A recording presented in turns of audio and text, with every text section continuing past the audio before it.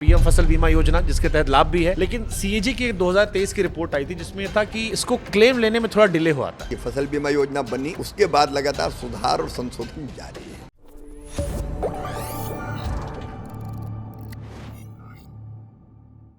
लेकिन सर इसी में जैसे था कि जलवायु परिवर्तन हो रहा है, हम अभी बात कर रहे थे कि मौसम खराब होता है, अभी अक्टूबर महीना चल रहा, अभी बारिश हो रही है, झमाझम बेमौसम बारिश हो रही है, तो ये एक अनुमानन माना था कि 15-20% फसल खराब हो आती है। आप लोगों ने योजना निकाली है पीएम फसल बीमा योजना जिसके तहत लाभ भी है, लेकिन सीएजी की 2023 की रिपोर्ट आई थी जिसमें था कि इसको क्लेम लेने में थोड़ा डिले हो आता है।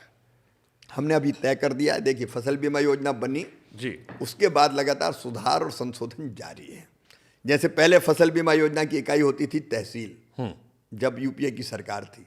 तहसील इकाई होने का अर्थ ये है कि एक किसान की फसल बर्बाद हो जाए पैसा नहीं मिलेगा, गांव की हो जाए नहीं मिलेगा, जब पूरी तहसील की फसल बर्बाद हो जाए तो मिलेगा। हमने बदल के इकाई कर दी पंचायत। अब एक पंचायत में भी फसल खराब होगी तो किसान को बीमा का क्लेम मिलेगा, नंबर 1। नंबर 2, स्थानीय आपदा उसमें शामिल नहीं थी। मतलब एक किसान की फसल में पानी घुस गया, डूब गई, बर्बाद हो गई, नहीं मिलता था पैसा। हमने कहा एक किसान की भी बर्बाद होगी तो भी उसको राहत की राशि मिलेगी, उसमें सुधार किया। फिर एक सुधार किया, क्लेम में देर लगती थी, तो अब ये तय किया कि सारी औपचारिकताएं पूरी होने के बाद, मतलब क्रॉप कटिंग एक्सपेरिमेंट से लेके जो प्रारंभिक कितना नुकसान है, क्षति का आकलन, इतना क्लेम बना, इसके बाद 22 दिन के अंदर बीमा कंपनी को क्लेम देना पड़ेगा, और नहीं दिया तो फिर उस पर 12% की दर से ब्याज लगेगा जो किसान के खाते में डाला जाएगा जितना वो डिले करेगी। अभी मैंने एक परिवर्तन और कर दिया कि प्रधानमंत्री फसल बीमा योजना में केंद्र सरकार का भी हिस्सा रहता है और राज्य सरकार को भी कुछ पैसे देने पड़ते प्रीमियम की राशि। तो कई बार राज्य का जो हिस्सा बनता था उसमें वो देर करते थे, तो उन पे भी अब तय कर दिया। मैं किसी एक राज्य को ब्लेम नहीं कर रहा, अक्सर देर हो जाती थी, बीमा कंपनी देर करती थी, फिर राज्य का शेयर आए, तो जब तक राज्य का शेयर नहीं आया तब तक केंद्र भी शेयर नहीं देता था। अब हमने तय किया कि केंद्र तो तुरंत अपना हिस्सा डाल ही देगा, और राज्य ने देर की तो उस पर भी 12% का ब्याज लगेगा, और वो भी किसान के खाते में डाला जाएगा। तो देखिए, सुधार एक निरंतर चलने वाली प्रक्रिया है। जहां लगा कि इससे दिक्कत हो रही है तो वहां सुधार करने की कोशिश की और परफेक्ट बनाने की कोशिश कर रहे हैं। और मैं तो किसानों को आह्वान करता हूं कि आपको और कुछ लगता हो कि इसमें सुधार होना चाहिए तो अभी सुझाव आमंत्रित है। लेकिन एक पाप आपके माथे पर गलत चढ़ता है। हमसे बहुत सारे लोगों ने कहा कि शिवराज जी से पूछेगा कि यूरिया जो है वो टाइम पे नहीं मिलती है, खाद टाइम पे नहीं मिलती है। ये आपका मंत्रालय नहीं है ना? ये बहुत सारे लोगों ने हमसे कहा कि भाई 8-8 घंटा आधार कार्ड लिए खड़े रहते हैं तब जाके यूरिया मिलता है। पहले यूरिया टाइम से मिल जाया करती थी, अब यूरिया नहीं मिलती टाइम से, और इस पे लोग आपसे शिकायत करते हैं। तो हमको लगा पूछ लिया अब आपसे, हम तो टेक्निकल समझ रहे हैं लेकिन थोड़ा आप समझा देंगे तो। नहीं, देखिए, सरकार में तो उत्तरदायित्व सबका होता है। हाँ, और इसलिए मैं मिनिस्ट्री, ये फर्टिलाइजर मिनिस्ट्री अलग है, जेपी नड्डा जी की मिनिस्ट्री है, कृषि मंत्रालय अलग है। नहीं, हम लोगों की मिनिस्ट्री है, लेकिन मंत्रालय अलग अलग रहते हैं, लेकिन सरकार भरपूर कोशिश कर रही है। देखिए, जिस तरह की, नहीं सर, बहुत समस्या सर, हम आपसे समस्या है, लेकिन जिस तरह की अंतर्राष्ट्रीय परिस्थितियां, उसके कारण जहाँ से इम्पोर्ट होके टाइम पे आता था उसमें व्यवधान पैदा हुआ। आप जानते हैं कि रूस और यूक्रेन के युद्ध के कारण कई तरह की परिस्थितियां पैदा हुई। मार्ग ऐसे लंबे हो गए कि 18 दिन में आने वाला 40 दिन में आएगा वहाँ से खाद, क्योंकि जिस रूट से आता था उस रूट से नहीं आ सकता युद्ध के खतरे के कारण। लेकिन बावजूद उसके खाद की आपूर्ति के भरपूर प्रयास निरंतर जारी है। ये बात सच है कि कई बार किसी जिले विशेष में या किसी स्थान विशेष में दिक्कत हो सकती है, वो वितरण की समस्याएं भी हो सकती है, उसको भी दूर करना। मैं नहीं कहता कि जवाबदारी तो हम सबकी सामूहिक जवाबदारी है, जवाबदारी से बचना उचित नहीं है किसी भी हालत में। तो मैं समझता हूं कि फर्टिलाइजर मिनिस्ट्री अपनी तरफ से सर्वश्रेष्ठ प्रयास करने की कोशिश कर रही है। तो हम आपसे गुजारिश करेंगे, वितरण में जो राज्य सरकारों को भूमिका निभानी चाहिए, क्योंकि हमने 3-4 फैसले अभी किए। नंबर 1, कई जगह नकली पेस्टिसाइड और खाद एक समस्या बना हुआ था। मैंने खुद मुख्यमंत्रियों को चिट्ठी लिखी, मैंने कृषि मंत्रियों की बैठक की, और कठोरतम कार्रवाई कैसे हो सकती है। कई जगह कठोरतम कार्रवाई हुई, अब राजस्थान में बहुत कार्रवाइयाँ हुई। हमने भी अपनी टीम भेजी कि जांच करो किसान के साथ धोखा कैसे होता है। ये तो पाप है अगर किसान को घटिया कोई चीज़ दे। नकली का मतलब घटिया, जिसमें घटिया बीज, घटिया खाद, घटिया पेस्टिसाइड। अब विदिशा में हमने एक कंपनी पर कार्रवाई की, जब पेस्टिसाइड डाला तो फसल ही सूख गई। तो इस तरह की कई चीज़ें हैं जिस पर कड़ाई से कदम उठाने की ज़रूरत है। अगर कहीं ब्लैक होता है फर्टिलाइज़र तो सख्त कार्रवाई होनी चाहिए, राज्य सरकारों को कार्रवाई करनी चाहिए। केंद्र भी अपनी टीम भेजती है, लेकिन केंद्र के पास बहुत सीमित लोग हैं, तो वहाँ भी कड़ी कार्रवाई होनी चाहिए। और इसलिए वितरण की व्यवस्था को कैसे चाक चौबंद बनाई जाए वो भी। और मैंने ये बताई कि परिस्थिति बस कुछ दिक्कतें पैदा होती है, अंतर्राष्ट्रीय परिस्थितियों के कारण भी हुई है, लेकिन बावजूद इसके आप देखेंगे तो खाद आ रहा है। वितरण की व्यवस्था और ठीक करनी चाहिए, और कैसे हम अधिकतम खाद ला सकते हैं, लाने की कोशिश हो रही। एक चीज़ और होती, डाइवर्ट भी होता है खाद। यूरिया जैसा खाद कई बार डाइवर्ट होता है इंडस्ट्री में।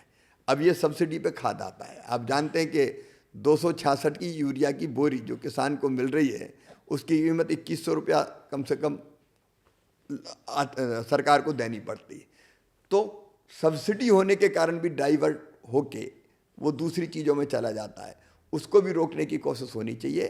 किसान को दिक्कत, हमारी दिक्कत है, और मिलके हम लोग कोशिश करेंगे राज्य सरकारों के साथ कि ये दिक्कत दूर हो। ठीक है, मैं यूपी से आता हूँ सर। हमारे यहाँ गन्ना किसानों ने हमसे बहुत कहा कि 4 साल हो गया दाम नहीं बढ़ रहा है, कंपनी जो है पैसा कमा रही है, अच्छा, गन्ना किसान जो है वो परेशान हो रहा है। उसको लगता है गन्ना किसान की भी पर क्विंटल, गन्ना किसान के भी एमएसपी बढ़ाई गई है, आप जानते हैं, हर साल बढ़ती है। बीते कुछ सालों में नहीं बढ़ी है, नहीं तभी शिकायत उन्होंने की है। लगभग हर साल बढ़ती है। पहले ये होता था कि मिल से पैसा मिलने में ही गन्ना किसानों को बहुत दिक्कत होती थी, बीच में उसमें भी बहुत सुधार हुआ है। लेकिन कुछ तो खेतीबाड़ी से संबंधित दिक्कतें रहती हैं, उनको भी दूर करने की जरूरत है, वो करने के प्रयास जारी रहेंगे। ठीक है, फर्टिलाइजर पे ध्यान दीजिएगा। आप क्योंकि मामा हैं, तो कृषि में महिलाओं की भूमिका क्या देखते हैं आप, और उनको कैसे और बढ़ाया जाए, उनको कैसे और शामिल किया जाए, इस और भी कुछ सोचा आपने? देखिए, भारत में आधी खेती तो बहनें ही करती है, और मोदी जी की सरकार ने बहुत प्रयास किया है। आप देखेंगे कृषि सखी, बैंक सखी, ड्रोन दीदी, अलग अलग कामों के लिए बहनों का उपयोग किया है, उनको ट्रेनिंग भी दी है।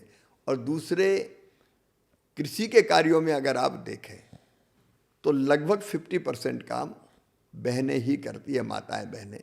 तो उनको भी जोड़ के कृषि से वो कैसे सशक्त हो, उसके प्रयत्न भी लगातार जारी है। ठीक है, ये अपनी पत्नी से कैसे आप जुड़े? अब सच है कि आपने कभी सोचा था कि शादी नहीं करूंगा मैं?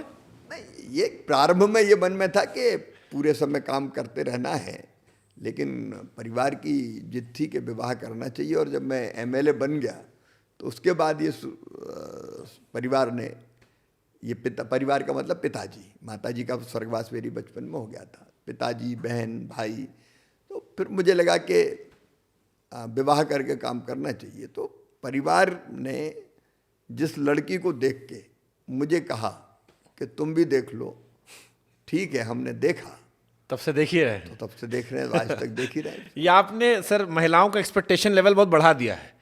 अब महिलाएं कहती कि शिवराज जी को देखो, आमतौर पर जो पुरुष होते कहते हैं हम बिजी हैं, तो कहती हैं देखो शिवराज जी भी तो बिजी, मुख्यमंत्री रहे उसके बाद भी मैडम साथ में रहती हैं, और बहुत पसंद करती हैं महिलाएं जो आप लोग साथ में जाते हैं, साथ में दिखाई पड़ते हैं। कई बार आप वो कहती हैं कि उनके पापा इधर आओ, और ये सब रील वायरल हुआती है।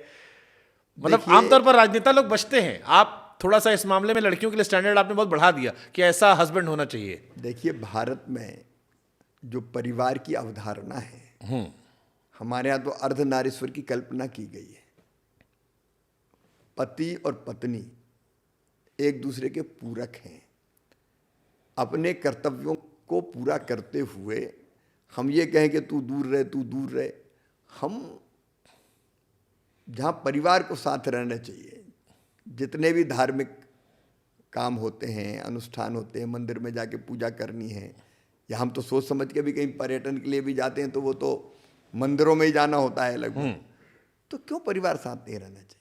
भारतीय संस्कृति, जीवन मूल्य, परंपराएं अद्भुत है। हमारे हर त्योहार और पर्व अद्भुत है। अब हमने नवरात्रि का पर्व पूरे उत्साह से मनाया, उस समय काम भी करता रहा मैं पूरा, लेकिन अगर अष्टमी की पूजा करनी तो परिवार में बहुएं भी साथ बैठी, हम भी साथ बैठे, बेटे बैठे, हमने यज्ञ किया, हवन किया, क्यों नहीं करना चाहिए? नहीं तो शिवराज जी साधना जी से इतना प्यार करते हैं या मैडम इतनी सख्त हैं कि साथ में रहती हैं?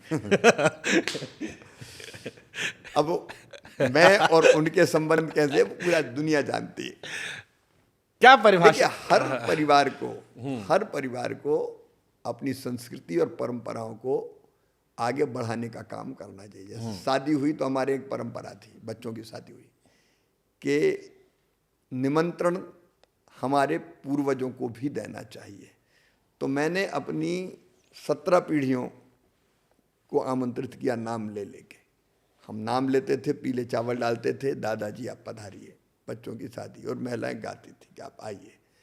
अब ये आज के युग में किसी को लग सकता है कि ये क्या है, लेकिन ये कृतज्ञता का प्रकटीकरण है उनके लिए जिनके कारण आपका अस्तित्व है। सही बात है।